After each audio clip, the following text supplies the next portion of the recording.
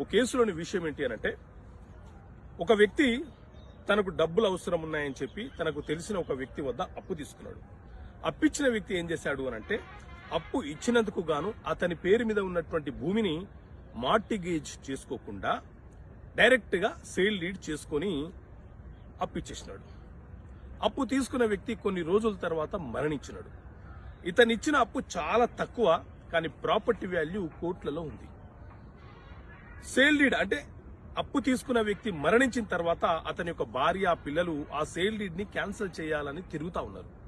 ఇలాంటి సందర్భం ఎదురైనప్పుడు ఆ సేల్ డీడ్ అనేది క్యాన్సిల్ కావడానికి అవకాశం ఉంటుందా అనంటే, మిత్రులారా, ఎప్పుడైనా సరే ఎవరైనా మనకు మోసం చేసి చెక్కులు ఇచ్చి ఆ చెక్కుల యొక్క నెంబర్లను సేల్ డీడ్ లో మెన్షన్ చేసి ఆ చెక్కులు చెల్లుబాటు కాకుండా ఉంటే మనము న్యాయస్థానంలో కోర్టులో కేసు ఫైల్ చేసి ఆ సేల్ డీడ్ ని క్యాన్సిలేషన్ చేయొచ్చు.